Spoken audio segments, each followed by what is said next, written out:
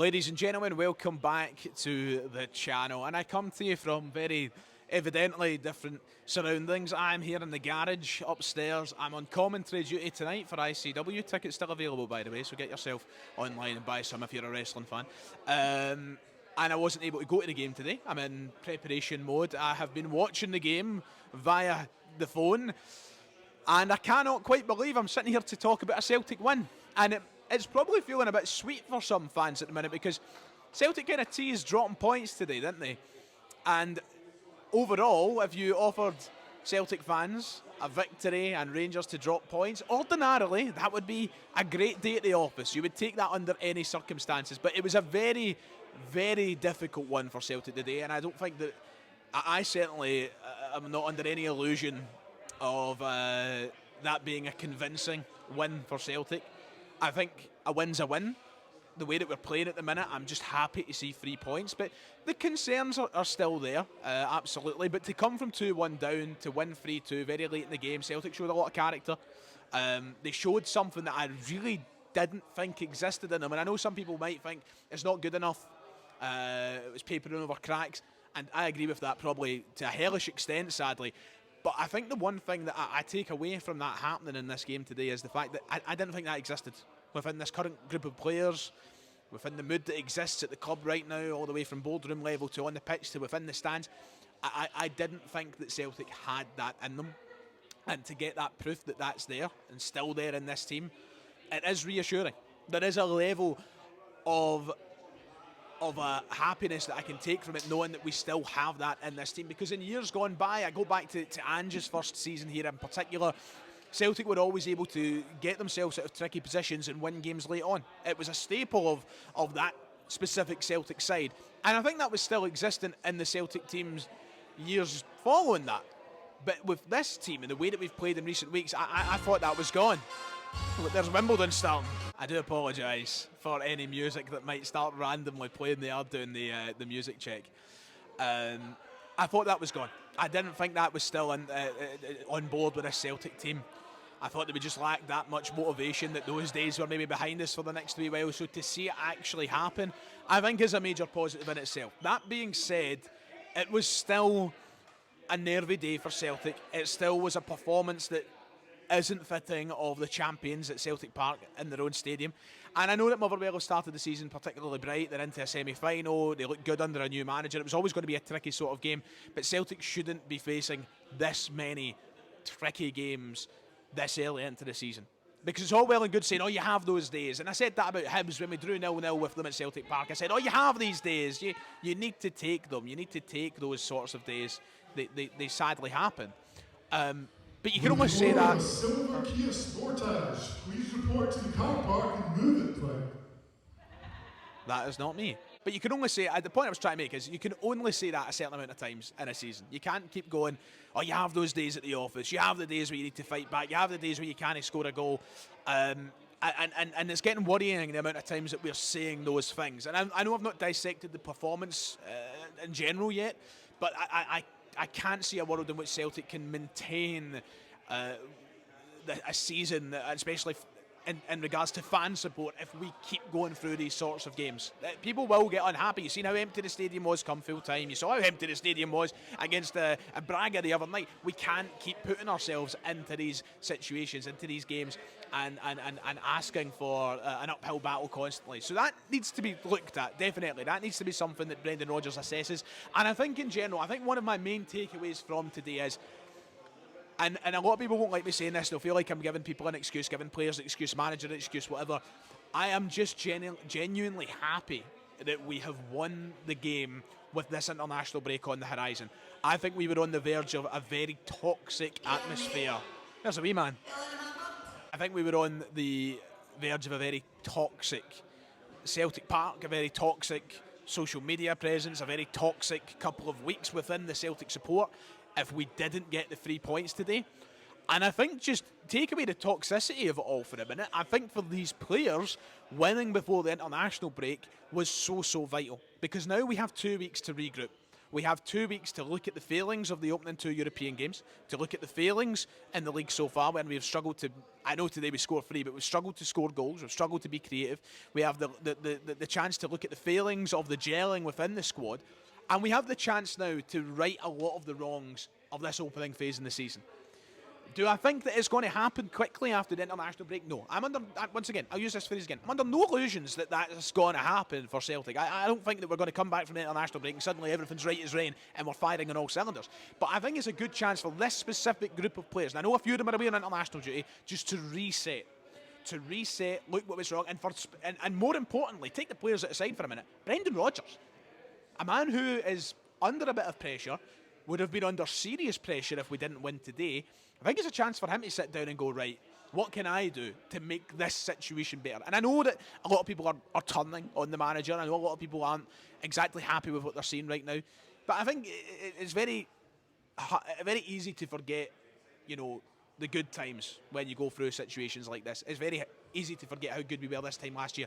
And there is no reason why we can't get back to playing that level of football if we just reassess. And that's now down to the manager and this group of players to reassess that, to look at what's going wrong and to change it. And I think this 2 weeks could be vital for Celtic.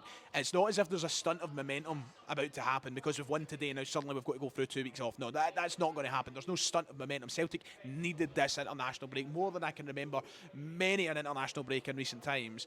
But that's what I'm hoping can happen in these 2 weeks. I think it's a big 2 weeks off for most fans. I think I know I'm welcoming it. I'm welcoming this 2 weeks off. I'm looking forward to it. And I just hope it's a chance for these players to really replenish themselves. Callum McGregor, for example, doesn't play for Scotland anymore.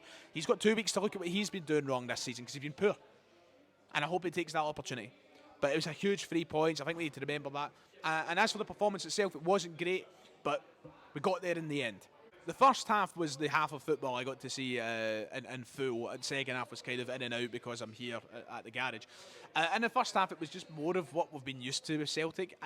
The annoying thing is, Celtic seem to start games brightly. We first 10 minutes of the game, I was like, we'll win today. We'll be fine. I thought we looked good in the first 10 minutes, to tell you the truth. And then when things don't go our way, when things don't go to plan for Celtic, that's when we start to hit struggle town. That's when we become this boring, idealist side. It's like, if it's not worked in the first 10 minutes, what do we do now? That seems to be the sort of vibe that surrounds this Celtic team. And that was the case until we were under real pressure when we were 2-1 down. So that first half for me, it started bright. I thought there was sparks of brilliance. And I really looked... I was encouraged. I thought Celtic would win. But the ideas ran out very, very quickly, and that's concerning. You shouldn't be out of ideas 10 minutes into a game. And that's what happened. So we get our first goal, we go up through the penalty, which was definitely a penalty. But then we concede. Sloppy defending from a cross. Unlike Celtic this season, who have dealt with crosses pretty well, I think. And then it's just a stalemate. It's just an utter stalemate from that point. But first half, there was a few concerning points for me to talk about. And in particular, it comes through Daisen Maeda, who I know he was eventually switched over to the left side for a bit of the second half. He clearly doesn't play well on the right. He clearly doesn't want to be in the right. But I don't think it's any excuse.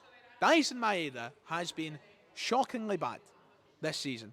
And today was one of the worst performances I've seen from him in a Celtic shirt. And at what point do you need to go right and he's dropped? At what point? There's a serious conversation around this now.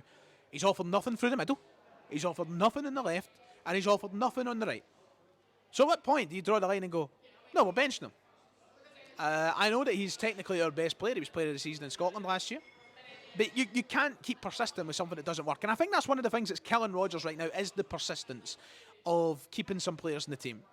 I think today we went in hoping that we'd maybe see a change in between the sticks. It was never going to happen. I think we'd maybe want to see change in the midfield. Didn't really. We'd seen McCowan come in, which was nice. But Maeda, he needs to come out of the team for me. I